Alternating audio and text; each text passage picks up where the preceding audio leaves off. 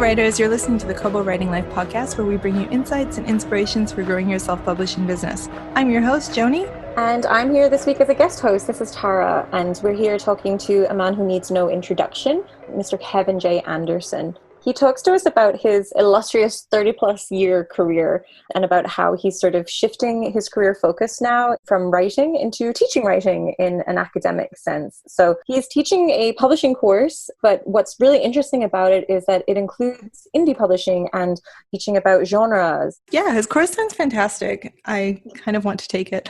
I know. I want to go back in time and have 20-year-old Tara do that. Yes. Yeah, he shares a lot of really great stories and insights, so we hope you enjoy the episode. So welcome back to the Kobo Writing Life podcast, Kevin. I'm going to try and summarize your career that spans an impressive 30-plus years. You've written more than 125 books, including 52 national or international bestsellers. Oh, you've got an old bio. I should have sent you a new one. Oh, really? What's the number now? 165 books published now and 57 bestsellers. Whoa. But go on. I can. Oh, no. I'm going to keep going. You as we keep going, but I just keep busy. You've got numerous best-selling and critically acclaimed novels in the Dune universe with Brian Herbert, as well as Star Wars and X-Files novels. You're a publisher with WordFire Press and now a teacher also at Western Colorado University. So my question was, did I miss anything? So obviously I missed about 40 books. Well, there's plenty of things. I've been in the business for a long time. My very first professional short story was published in 1985 in a pro science fiction magazine called the Magazine of Fantasy and Science Fiction. And I've just wanted to be a writer since I was 8 years old.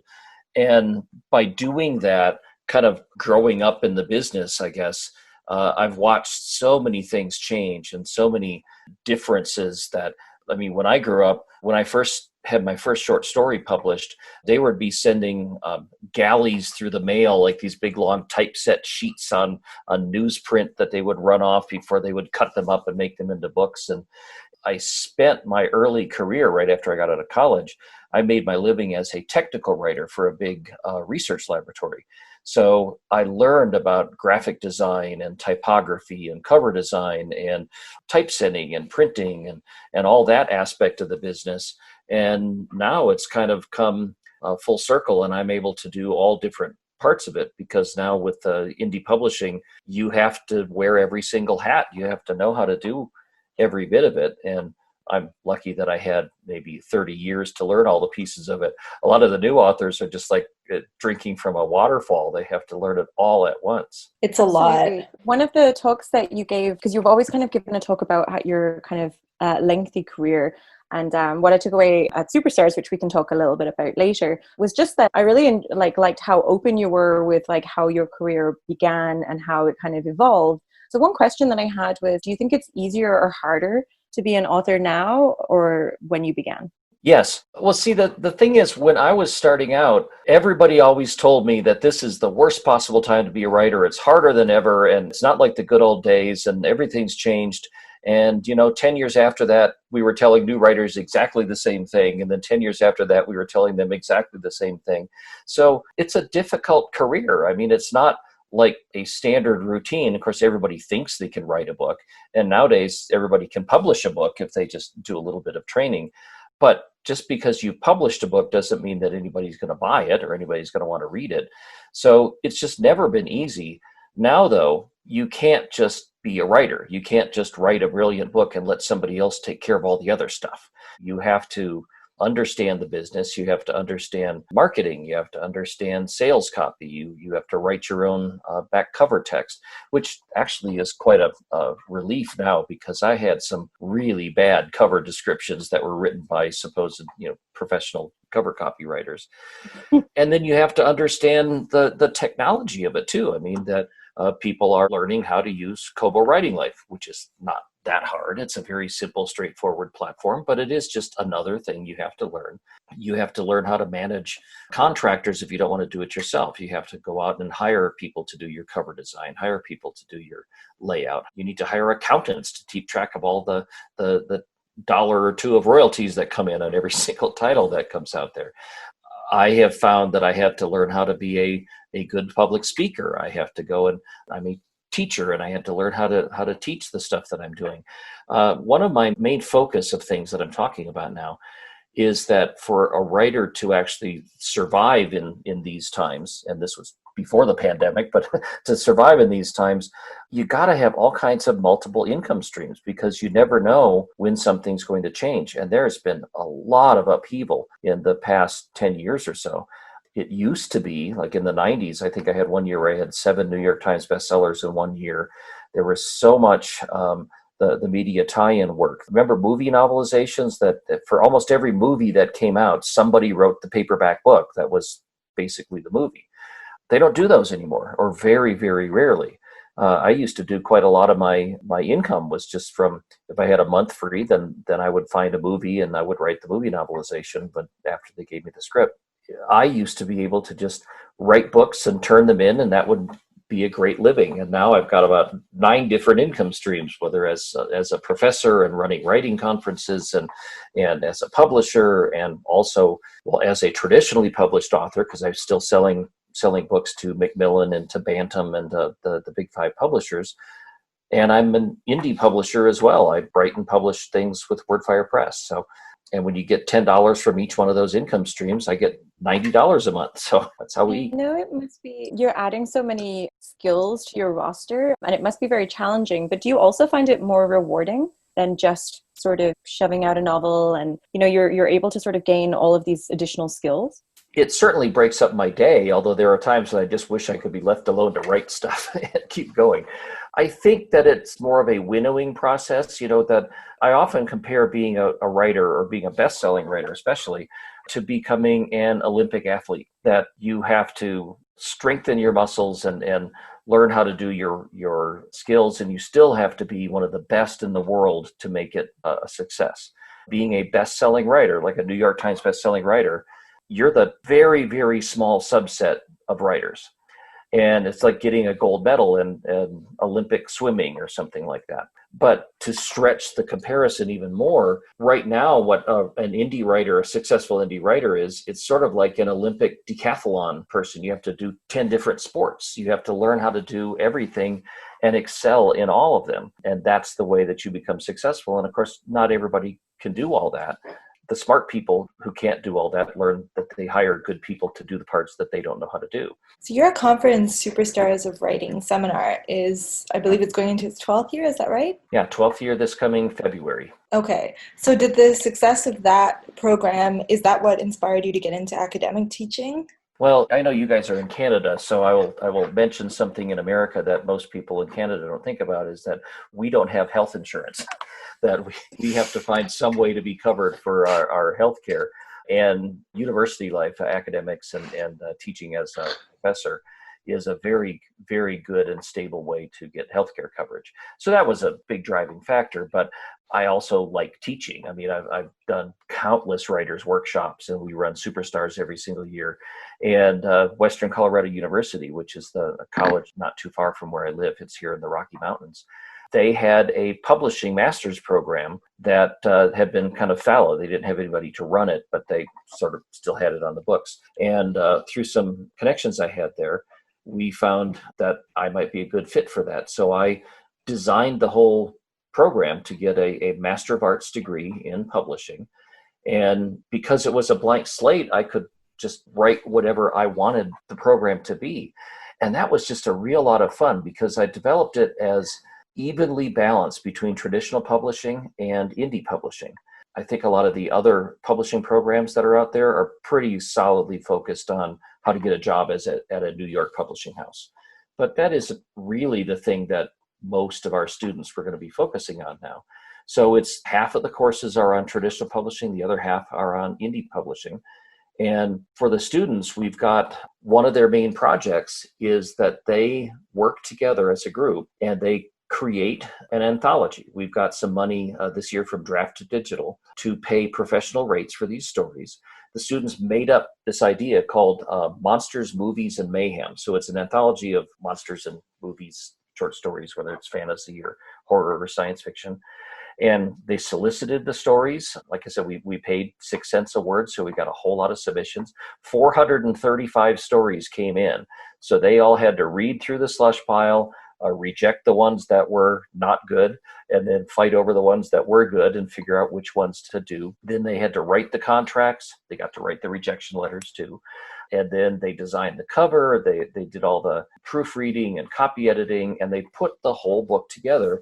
And it's going to come out for their graduation this July. It's a 1-year program. And then for their solo project, each one of them is by themselves, one step at a time, finding an old out of copyright book, like a H.G. Wells book or an Alexander Dumas book or Edgar Allan Poe. And they're gathering the text and designing the book, and they're laying it out in vellum, and they're going to upload everything, and they're going to produce their own books. So that, in addition to all the lectures on copyright and contracts and editing and book distribution and publishing and book selling and all of that kind of stuff. So I'm just very pleased with it. It's like I said, a 1-year program, and we're wrapping up our first one. We're open for applications. It starts again in July for the next group. So I don't know if we can have a link there, but if you just do Western Colorado University and publishing, Google can do all the work for you and find it. Okay, well, we'll include that. It sounds great. I'm interested how you find it working with university students after having been involved with indie author community for so long. How is that? Well, I mean, a lot of my students came from Superstars. I think 4 of them had attended Superstars before. And so this is like a year-long version of Superstars instead of just a 4 or 5 day version of it. So we got a whole range of different people. Some of them are pretty straightforward, I guess I'll say like academic mindset going through, and they are interested in like university presses, and that's how they're coming from. But other ones are just flat out indie authors that want to know more about the whole industry. And I'm trying to get a program that will cover everything. I know a lot of indie writers and indie publishers. I've spoken at many different conferences. We just came back from the 20 Books to 50K conference in Las Vegas before the whole world shut down a few months ago. But a lot of these very earnest indie authors don't really have a background on the publishing industry. They don't know, they know what they're doing, but I feel kind of strongly like you should understand all aspects of the industry. You should understand what real book distribution is like, how bookstores work, and really you need to understand copyright law. You have to understand what contracts are all about and stuff. So I'm getting people that are interested in all different aspects of it.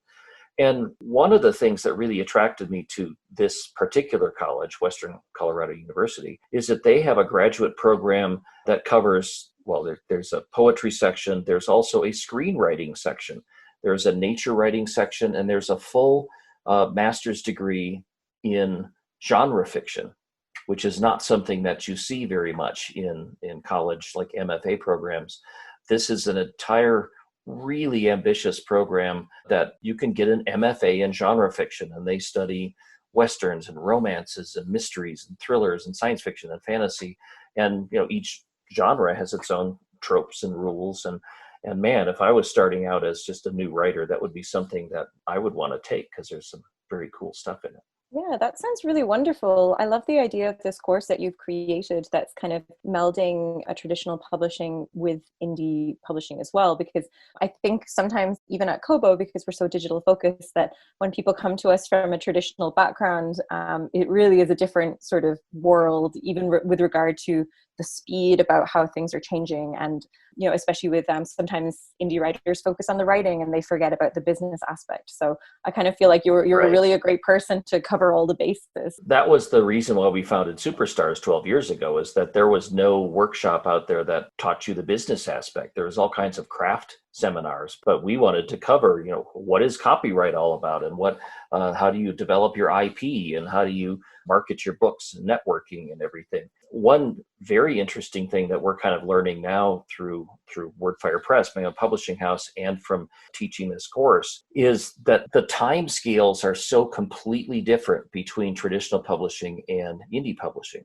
And like, I had a big epic fantasy book that came out last summer from Tor Books, a big hardcover called Spine of the Dragon.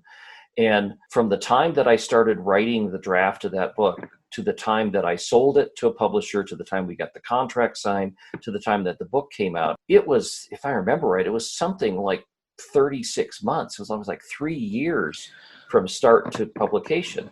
And if you're an indie writer, of course, you can put it out a lot faster than that, depending on how fast you can get the manuscript edited.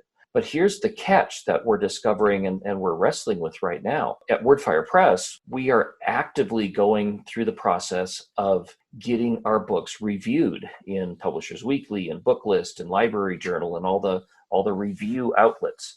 And that increases sales, and especially like library sales and things. If you get a great review in Library Journal, then it increases your sales. But we can produce a book fast. The problem is a reviewer has to have like 6 months to consider a book. And if you don't give them 6 months, they won't review it. So what that means basically is that I have to get my book done and then sit on it for half a year in hopes that somebody wants to review it. Now, a lot of indie authors, in fact, I'd probably say most indie authors, don't do that. They want to get it out there and start selling copies.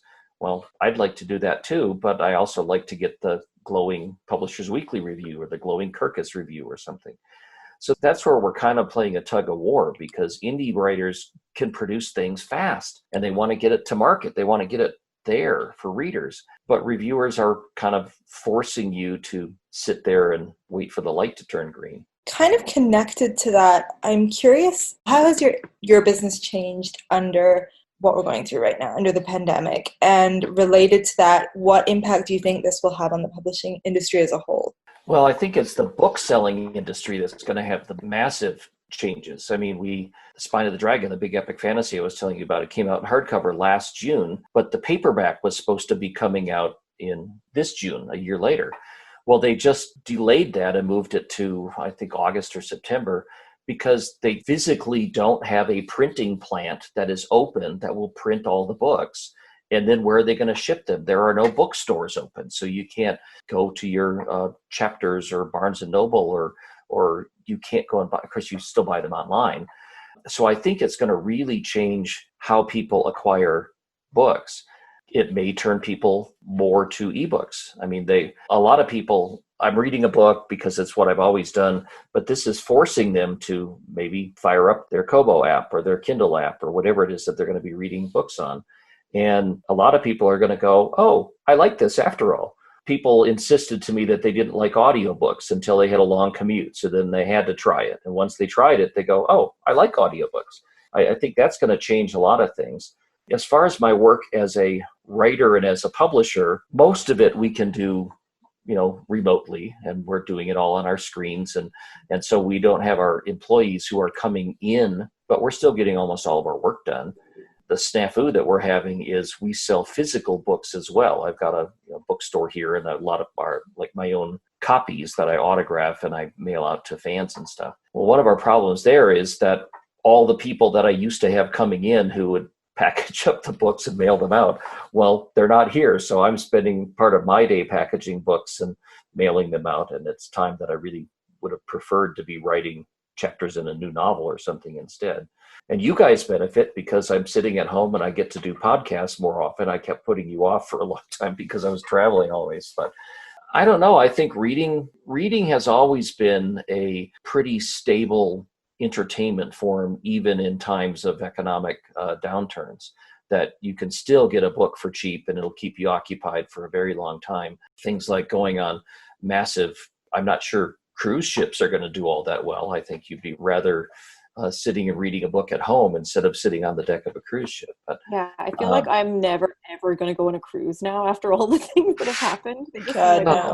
Well, they weren't all that safe in the first place. There were a lot of the different things spreading around the ships. My wife and I have been on half a dozen cruises. We love them, but I'm not sure that's going to be anything we'll do anytime soon. I was wondering also about people writing about the pandemic, whether academically writing or writing fiction inspired by it. I wondered if it would move timelines faster or if more people would turn to indie publishing for those kind of stories. It's just something I'm thinking about. Yeah. I mean, I for one, don't want to read about somebody's fiction about the pandemic because I turn on the news every day and I just go, I don't want to see that anymore. That's a good point. Yeah, I was thinking about that, about how the genres might shift a little bit. I can't see like post-apocalyptic things being what people want to really spend their free time with, like right this minute. Right. But maybe, who knows, it's changing so quickly in a month from now that maybe that's what we'll all want. One thing I was realizing is that there are lots and lots of, post-apocalyptic and after the plague novels and stuff, but almost every one that I can think of, the pandemic kills 99% of the people, so that there's really only like 10 people wandering around, and everything else is empty and abandoned. I don't know that there's ever been fiction written about this where it's just been it's a reaction, and there's a lot of fear, but you're not seeing corpses piled all over the place in the gutters and the streets, and there's no zombies shambling around and ransacking stuff. But boy, it sure has changed everything. That is something that I do a lot of world building, and that's one of the things that I teach when I'm doing craft about how to build a realistic fictional world. And I never thought that anything could change this fast, this extensively. I mean, you read about stuff like that in fiction, and I always found that to be unrealistic. I said, oh, come on, they can't build a sidewalk in less than 6 months. How could they possibly change everything? But it was astonishing to me just how fast everything truly did change. So it made me rethink some of the stuff that I'm doing in my own plotting and fiction. Oh, that's interesting. Did you read about the person who 15 years ago submitted a book to an agent called Lockdown about London under a pandemic, and they said this isn't realistic, and now it's being published. Somebody found it in their Dropbox and was like, you know what, we can get this out. It's already out. It came out within a month. Wow. Look, if I wrote about realistic things right now as fiction, people would say that would never happen. I wouldn't want to talk about politics, but there would be so many things that I just watch press briefings in the news, and I just go, if I wrote that in a book, my writing group would tear me to pieces because it's just unrealistic and ridiculous. But real life doesn't have to follow the rules of fiction, I guess. But, yeah. So I think one of the interesting things that we're learning is, as authors, this is my 5th Zoom call already this week, and I used to use it once every month or something like that. So we're learning how to interact in different ways. But I have a phone call with somebody that I set up on Monday. And I said, do you want to talk on the phone, or do you want to just do Zoom? And she immediately said, well, we want to talk on Zoom because I want to see your face. And I'm finding that this is the preferred way for conversation now, so that I can feel like I'm connected with somebody and talking, rather than just being on the phone. So that might change. You both are far too young to remember this, but for so many years, science fiction kept talking about video telephones, and everybody just kind of laughed because they've been predicting it for decades and it never came about. Well, it had to reach a certain critical mass when everybody had one, like a FaceTime or something like that. And now it's a very common thing. In fact, relevant to you guys and Kobo Writing Life, for years and years and years and years, we as authors were being pitched by publishers about ebooks are the next big thing. Ebooks are going to take off. And in, I think it was the year 2000, Stephen King did the very first ebook story called, I think it was called Riding the Bullet, where Stephen King did a story that was on computer diskettes. And you would buy the diskettes, put it in your disk drive, and you could see the words come up on your screen, the little green phosphors that you could read his story. And that was the only way you could get that story. So you had to buy these IBM diskettes and put them into your computer. But it was just a gimmick. It never took off. Nobody did it. And in fact, they came out as ebooks, but people just didn't buy them. It just wasn't something that caught on. One of my Dune books from Tor Books came out, and it was also as an ebook. And this was in 2005 or something like that. And the person in charge of electronic books over at Tor Publishing called me up, and he was very excited. He said that for 3 months in a row, that Dune novel was the best-selling ebook in the country for 3 months running. And I was all excited, and I said, well, great, how many copies does that mean? And he said, oh, you've sold 300 copies. So that was exciting at that time.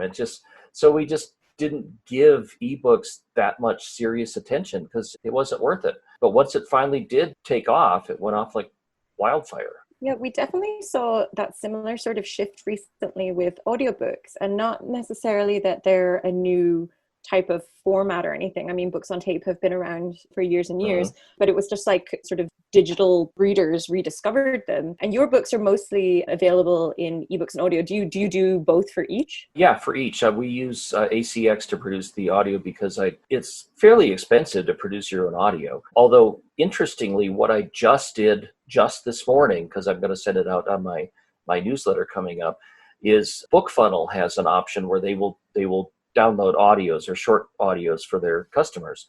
And they don't have to be fancily produced audios. They don't have to be, with music and professional readers. And so I just read a story from my steampunk book with Neil Peart called Clockwork Lives. I read one of the short stories in there. I just read it into my recorder, and we uploaded the file, and now everybody who subscribes to my readers group is going to get a free copy of Kevin reading them a short story, kind of like me doing a book reading in a bookstore or reading them a bedtime story. I mean, it's not perfect. It's just me reading it, but that's fine for most people. I mean, they would come to see me read it if I was in a library, and that just gives me an option to do things that don't require, weeks in the audio studio producing something. It's just something that I can give out in an audio format. It's just something different to do, which goes back to all of the above and wearing different hats. You go, well, why don't I try this and see what happens? Yeah. And it's also it's one of my favorite things about working with indie authors is that everyone is just so open to experimentation. And for you to just try doing this and see whether or not it works, I think that's really awesome. And I'm sure your fans are stoked. Well, they don't know about it yet. This was an exclusive that it was going to be their surprise in their next newsletter. But nice. I want you to tell me the reaction to that. It's wordfire.com. You go to my main website and then sign up for the newsletter, and that'll be in your next little package, me reading one of the short stories. I read somewhere that you dictate while you're writing, and that's how you do it. So are you kind of used to, I was going to say reading, but kind of talking through your words? Oh, you're showing the dictator. Yes, I'm sure. This is my Olympus DS 9300 is my professional digital recorder. I've always dictated while I'm writing. So I go out for walking, and I have my notes for my chapters, and I'll just go and talk to myself. And I've taught myself, instead of thinking up sentences and then typing them with my fingers, I think up sentences and then I just speak them out loud. So I know how to think in complete sentences, and I'm used to talking. I've gotten over the point that my voice sounds funny to me when I hear it played back. And that's how I go ahead and do things. In fact, I got so many questions about that technique that I wrote it up with one of my writing students, Martin Shoemaker. We wrote up a book called On Being a Dictator, and that tells all of our ideas and techniques and suggestions on how you can do it. And especially now when everybody's stuck inside the house, we are allowed to go out walking on bike paths and trails and things. So I'll go out almost every single day and dictate some new chapters or a short story. And of course, I live in the mountains and it's beautiful out here, so your mileage may vary depending on where you are. Yeah, I was going to ask whether or not you've been dictating more, or if your writing had shifted to actually sitting in front of a computer now that you have kind of more time at home. Oh, no, not at all. I spend as much time outside because that is my excuse to go outside.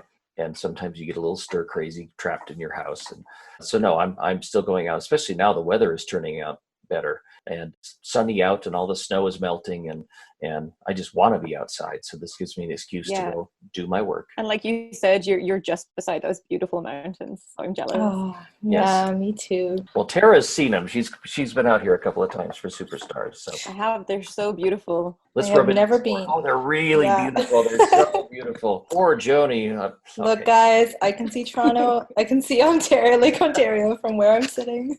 Does that help? Yes. I also wanted to ask you, one of the big decisions for an indie author to make is whether to go exclusive to one retailer or to publish their books across all retailers. Where do you fall on that debate? Well, I mean, that was one of the things that we were just doing in my class lectures for this week, that we were kind of debating whether you should be exclusive or not. There are advantages to being exclusive if you're going Kindle Unlimited or special Amazon ads and various things. But this is not based on any data or anything. This is just my gut feeling that if I'm going to be a publisher, I don't want to be sold in only one store. I feel like, why would I offend all the readers who have Kobos or who have Nooks or who have iBooks or who have anything else if I am only going through one market? I mean, it's like if I were a farmer, why would I sell my eggs in only one grocery store? Now, again, there are advantages. I know some people who have just made far more money by focusing entirely on using Kindle Unlimited. My personal feeling is that I want my stuff as widely read as possible, and especially international, because I've got a lot of international readers. I sell English books all around the world, but my work has been translated into 31 different languages. So I've got them in lots of different countries. And, Amazon isn't as strong in places like China or there's a while that they weren't even sold in Australia and things. Kobo in particular was my first venue into getting out into like every country in English.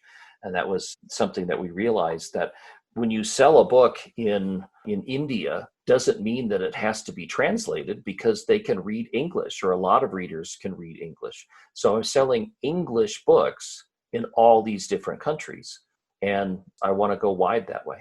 I love that you were debating that with your students. That reminds me of like my high school English teacher, Mr. Horan. And you could tell whenever he wanted to just not even kill some time or just like get us all riled up, he would always just be like, the end justifies the means, debate.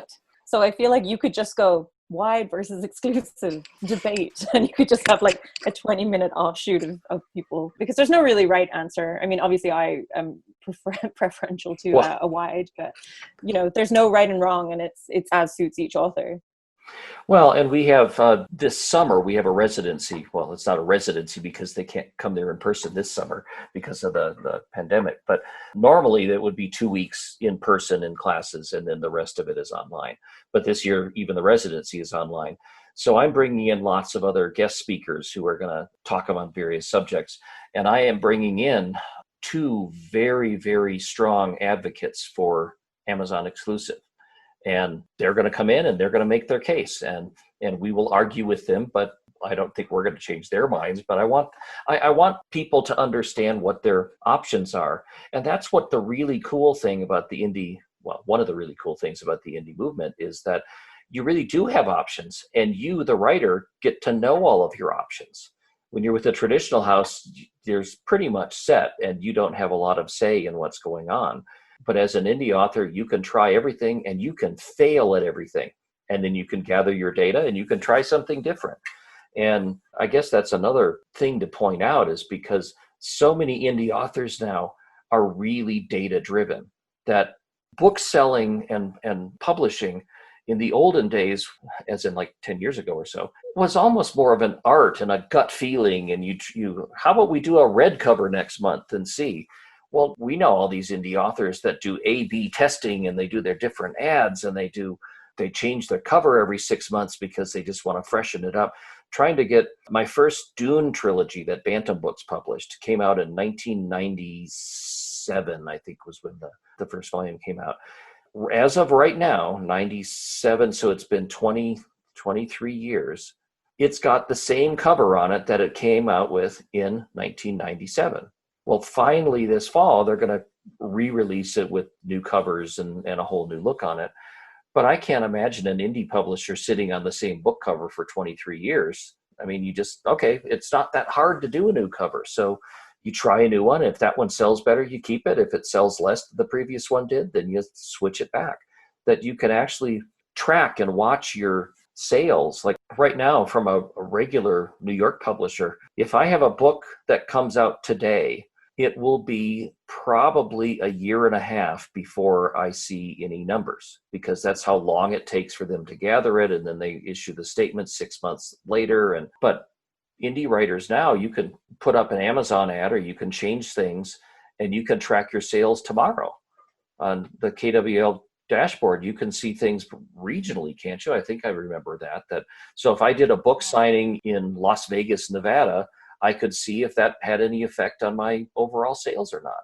It's just, it's interesting to do things based on information rather than just waving your hand. I feel like indies can't get enough data. That's what we always hear. They want to know more. Well, and there are some people that seem to, I compare them almost to like day traders in the stock market, that they're spending so much time altering keywords and changing things and tracking it, that it feels, well, some of them would rather be doing that than actually writing. If it were up to me, I would rather just be writing all day long and let somebody else take care of all that. But you get to wear all the different hats, like I said. Have you found the data approach to be quite consistently reliable, or do you have any books personally where you've sold them and they've just kind of sold despite whatever, like they've just had some kind of editorial magic or some kind of connection with readers where it's just sold against all expectations? There is the mystery or magic sauce factor in there that at WordFire Press, I think we're at like 350 titles now that we've got up from 95 or 100 authors. And they all come out and we can watch them. And we've got a couple of titles. Like I had 2 anthologies of holiday themed fantasy stories. One is called A Fantastic Holiday Season, and the other one is called A Fantastic Holiday Season, The Gift of Stories. It's like volume 2. And for some, and they both have really good covers. They both have a bunch of big name authors in there. They're both anthologies of holiday themed stories. A Fantastic Holiday Season 2, for 2 years running now, has been the best-selling title in our entire publishing house. I have no freaking idea why. So interesting. I have no idea why. And the cover's just Adobe stock. I mean, it's just like a stock art. And I don't get it, but I'm happy. We've got another one of our authors is Jody Lynn Nye. She's a New York Times bestselling author. She wrote a lot of fantasy books with Anne McCaffrey. She's well known in her own right. We published, I think, 6 or 7 of her novels. One novel, one of those, which is the same cover artist, that I don't know what's different about it, but that one of those novels sells 10 times as many copies as all the other ones do. We put the same keywords and everything else. I don't know what's going on, but so sometimes the data will drive you crazy instead of drive you to make good decisions. And of course, there are other ones where, just nobody buys it. It's like somebody put on the cover, "Do not buy this book." And of course, if I put that in, Americans would all go and buy it. But I mean, there is data and there is stuff that you can be watching. Indie people do it far more, I think, than traditional publishing people in traditional publishing houses. I don't know that the head of marketing at HarperCollins, say, spends nearly as much time following numbers as random successful indie author does. I don't know if they know how much data is available. So good on our indies. They're really watching things. Absolutely. They're always on top of stuff. So I've been to Superstars a couple of times now and always enjoy it when I go because it's situated in those beautiful mountains that we were talking about. Yes. But one of the things I always take away is the sense of community that's been established. And I think that was very predominant this year. Like there was a nice Q&A with kind of just a real sense of communities. And especially given what's going on in the world now, do you have advice for authors about how to stay motivated and how to keep doing this and have a writing career that's something that is long-term? Well, writing has always been sort of a solitary business. And so you always need to build up some kind of a network of your own. And whether it's a critique group or just indie writers, there's a lot of different, say, Facebook groups where they just exchange marketing ideas and proof each other's cover copy and stuff like that. But I have always advocated that writing is not a competition, that if my friend sells a lot of books does not mean that I sold fewer books. I think that because I'm a reader too, that I want other people to write good books, and I always recommend books that somebody else has written if I enjoyed them. At Superstars, we really go out of our way to promote we call it the tribe, that we are all part of one big family. And if you need something, somebody out there is going to help you. And that sense of community is just one of the strongest things I'm walking on air every year after Superstars because I feel like, boy, I did a good thing. And the way they support one another, and they certainly help. I had some real tragedies last year when my son died and my father died and a friend died. And they just all came around like this giant security blanket that people were driving over and giving us meals and rearranging our pantry and helping us out. And you didn't even have to ask. They were always there. And we've got, I think, something like 400 or so past graduates, people who have been to Superstars. But we have a very active alumni group, and they're just constantly there helping each other's Kickstarters and offering advice on cover designs and even just giving a pat on the back when they need it, or being a good listening ear. And I think writers should try to develop something like that with either their own friends or other writers. And because of social media, of course, you can find other. I'm sure there's a group out there that writes steampunk vampire romance mysteries. And if that's what you write, find other writers that are doing that and help each other, because you're not going to get that support from like a giant publisher or anything. This is your own community, that community that you can build. And I think it's something that you have to remember, that you have to earn brownie points before you can spend brownie points. So do nice things for other people, because someday you may need help from somebody else. And, it's preemptive. Try to go out of your way to be supportive to somebody, because you might need the support. And if that's just kind of like your way of life, that you think about it all the time, that you're trying to be giving instead of taking. I know this sounds like a sappy self-help seminar or something like that, but I really feel that. I mean, if your karma, if you're doing good stuff, then maybe good stuff will happen back to you. So, but you have to do the good stuff first. You don't do it as reactive. No, I think that's really wonderful advice, especially now when it can be so easy for us all to kind of beat ourselves up a little bit more. People expecting you to be terribly productive when the world's in a pandemic. Like, it's just, be easy on yourself and do good things for others. I think that's really great. Mm-hmm. Well, I mean, and it gets you the social interaction, and you do other things, and it just makes you feel good, I guess. I mean, I like doing things for other people, because it's, there are different like love languages, I guess, and some people like to give things, and I think that's the one that the category that I fall under. But I like to do favors for people, and I like to, now don't everybody ask me for a favor, I'm busy now, but I just think that's a good way to do, especially with so much tension in the world right now. Everybody's kind of edgy and angsty, and a little bit of good stuff and kindness might help too. I think that's a great conclusion to this. We would love to know, because we always ask everyone, what have you been loving lately? It can be anything at all, books, podcasts. Let's see. Well, so I don't read as much as I should, just because I'm staring at words all day long and dealing with it. We've been watching Better Call Saul on TV. We're enjoying that quite a lot.